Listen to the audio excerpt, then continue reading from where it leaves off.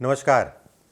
आज फिर उपस्थित हुआ हूं एक ऐसे विषय के साथ, पितृदोष। पितृदोष अगर कहा जाए, लगभग 50 से 80% लोगों की जन्म कुंडली में होता है। 50 से 80% के बीच में लोगों की जन्म कुंडली में होता है। यह योग अगर कहा जाए ग्रहों के आधार पर बनता है। यह योग अगर कहा जाए तो जीवन में कहीं ना कहीं संघर्ष कराता है।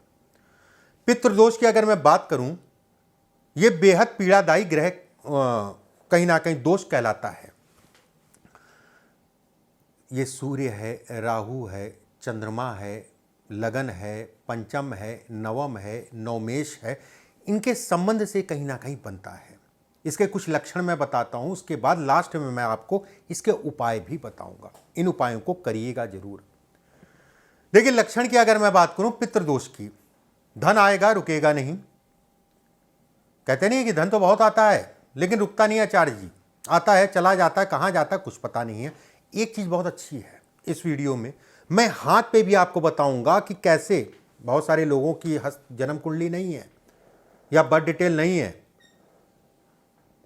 उनके लिए तो आराम हो ही जाएगा कि हाथ में देख लेंगे और कहीं ना कहीं ये उपाय कर लेंगे जो मैं बताऊंगा।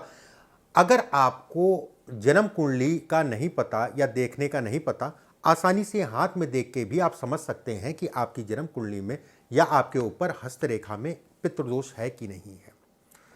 देखिए, धन की समस्या, रुकने की समस्या, घर में कोई ना कोई जो है बीमार रहे। बीमार रहने का मतलब ये नहीं होता है कि 15 साल से बीमारी है, 2 साल ठीक रहा फिर बीमार हो गया कोई, आज ये बीमार हुआ फिर कुछ दिनों बाद जो है, कुछ साल बाद वो बीमार हो गया। एक अलग विषय हो गया कि 5-6 साल में घर में कोई बीमार हो गया, वो एक अलग विषय हो गया, एक नॉर्मल चीज़ है। कोई ना कोई बीमारी जो है घर में बनी हुई है, ये कहीं ना कहीं पितृदोष है। सुख अगर कहा जाए क्षणिक है, दुख अगर कहा जाए लंबे हैं, ये कहीं ना कहीं पितृदोष है। रिश्तेदारों से पड़ती नहीं है या रिश्तेदारों से मन मुटाव हो जाता है, ये भी कहीं ना कहीं पितृदोष की निशानी है। एक बात, विवाह से संबंधित चीज़ों में भी पितृदोष कहीं ना कहीं काम करता है। विवाह हो नहीं रहा है, हो गया तो चलने में दिक्कत आ रही है, या फिर चल रहा है तो कुछ ना कुछ आपस में दिक्कतें या बीमारियां, ये भी कहीं ना कहीं पितृदोष है। घर के सदस्य अगर कहा जाए एक दूसरे से बहुत ज्यादा पटती नहीं है, घर से दूर रहते हैं तो अच्छे हैं, घर में जहां आमने सामने आएंगे तो मनमुटाव स्टार्ट हो जाएगा, ये भी कहीं ना कहीं पितृदोष है। एक चीज़ का ध्यान रखिएगा, मैं जो भी चीज़ें बता रहा हूँ बेहद महत्वपूर्ण है। वीडियो को ज़्यादा से ज़्यादा शेयर कर दीजिएगा और ज़्यादा से ज़्यादा लोगों तक पहुँचा दीजिएगा। अब हाथ में कैसे देखें कि पितृदोष, भले आपके पास बर्थ डिटेल है, कुंडली है, ठीक है, उसको किनारे रख दीजिए। हाथ से ही मैं बता दे रहा हूँ, अगर ये है तो उपाय जो मैं बताऊँगा उन उपायों को ज़रूर करिएगा। पहला, ये 100% ये है कि अगर भाग्य रेखा आपकी लहरा रही है तो पितृदोष आपकी जन्म कुंडली या हाथ में है, उसमें कहीं कोई दो राय नहीं है। अगर आपकी भाग्य रेखा लहराती है तो पितृदोष होगा, ये तय है। एक बात, ये भाग्य रेखा मान लीजिए सीधी भी है लेकिन रेखा टूट रही है और खासकर राहु के क्षेत्र पे टूटे, इस जगह पे टूटे, तो भी ये कहा जाता है कि पितृदोष है। ठीक है, पितृदोष है, उसमें कोई दो राय नहीं है। वहीं पे गंभीर पितृदोष अगर कहा जाए, ये रेखा टूटे उसके बाद सूर्य की स्थान पे क्रॉस का नुमा आकृति भी हो, मतलब ये आकृति अगर कहा जाए सूर्य के स्थान पे हो, बहुत मेहनत करनी पड़ेगी, बहुत सारी चीज़ें खोना पड़ेगा, फिर जाके जो है कुछ मिलेगा। ये प्रबल पितृदोष है। रेखा टूट रही है, लहरा रही है, उसके साथ क्रॉस बन रहा है, ये खराब है। ये होता मणिबंध। मणिबंध आपस में चिपक जाएं, चिपक के निकले, मणिबंध आपस में जो है चिपक के निकले, अलग अलग ना होके चिपक के निकलना, ये भी कहीं ना कहीं पितृदोष है। इसको भी कहा जाएगा ये पितृदोष की निशानी है। हाथ में एक हल्का कालापन है या फिर हाथ में दाग धब्बे बहुत ज़्यादा हैं, दाग धब्बे टाइप के बहुत ज़्यादा हैं, या तिल, हाथ में 2 से ज़्यादा तिल आ रहे हैं, ये भी कहीं ना कहीं पितृदोष है। और इनके साथ में धब्बों के साथ हाथ में पसीना भी आ रहा है, ये भी पितृदोष है। एक और मैं प्रबल पितृदोष बताता हूं, ध्यान से समझने की कोशिश करिएगा।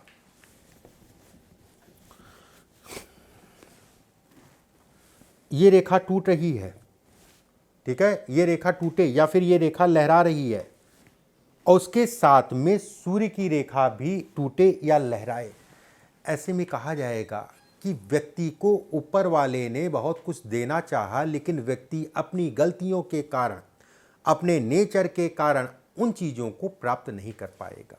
ये भी पितृदोष की निशानी। कोई बात नहीं, उपाय है, हर चीज़ का उपाय है। अगर कुछ गलत है तो उसको सही करने का भी उपाय है, जितना हो सके। बाकी तो ऊपर वाला है, मालिक तो ऊपर वाला है। होता क्या है ना, बहुत बार जब हम लोग करते ही नहीं हैं, कोई ना कोई ताकत कह लीजिए, कुछ ना कुछ कह लीजिए, हम लोग को खींचती है, करने नहीं देती। इन उपायों को मैं जो बता रहा हूं वो करिएगा जरूर। पहला उपाय, संध्या दीपक जलाना स्टार्ट कर दीजिए अपने मुख्य द्वार पे। गोधूली जिसे कहा जाता है, गोधूली। आपका जो भी मुख्य द्वार है, अपने गेट पे खड़े हो जाइएगा, मुख्य द्वार पे खड़े हो जाइएगा, बाहर की तरफ मुंह करके खड़े होइएगा, बाहर की तरफ मुंह करके। और जो आपका दाहिना पार्ट मतलब दाहिना हाथ होगा उस तरफ दिया जलाइएगा, बाहर की तरफ खड़े होकर दाहिने साइड में। अगर चौमुखी है तो बहुत अच्छा है, नहीं तो कोई दिक्कत वाली बात नहीं है। दिया आप पूछेंगे किस चीज़ का जलाएं, किसी चीज़ का जलाएं, वो आपके ऊपर है।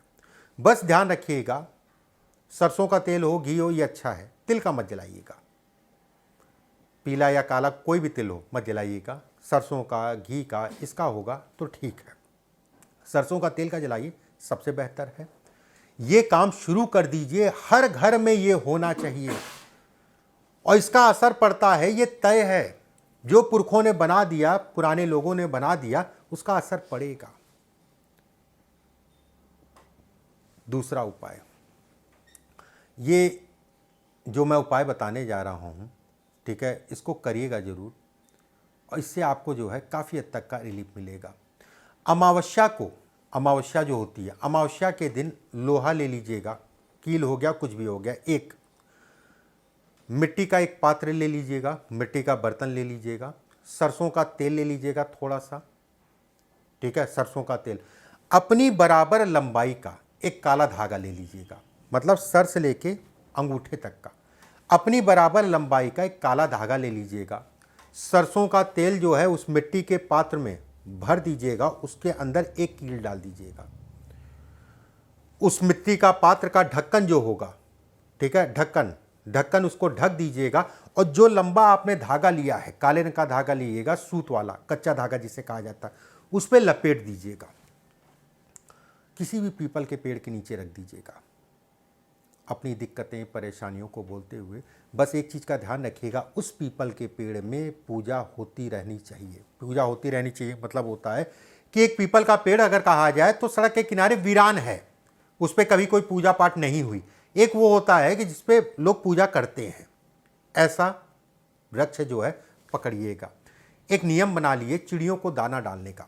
थोड़ा असर होगा, धीरे धीरे असर होगा, लेकिन असर होगा।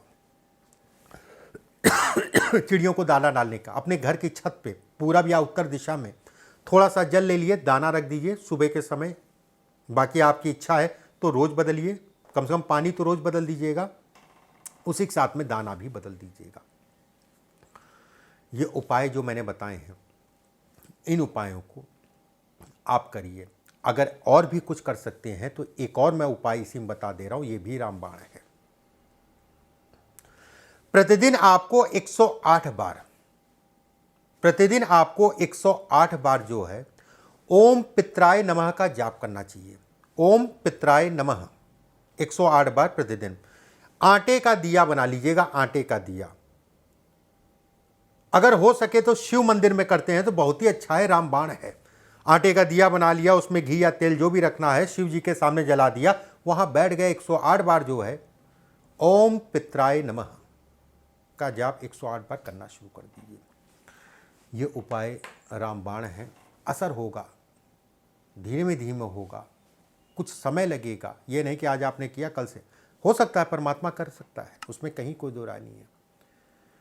इसको करना शुरू कर दिया। अगर पितृदोष है तो, पितृदोष अच्छी चीज़ नहीं है, ठीक है। अगले वीडियो में शेयर कर दीजिएगा, लाइक कर दीजिएगा। कोई जवाब या कमेंट है तो कमेंट बॉक्स में ज़रूर डालिएगा। अगले वीडियो में फिर आप सभी से मुलाकात होगी। अभी के लिए बस इतना ही। नमस्कार।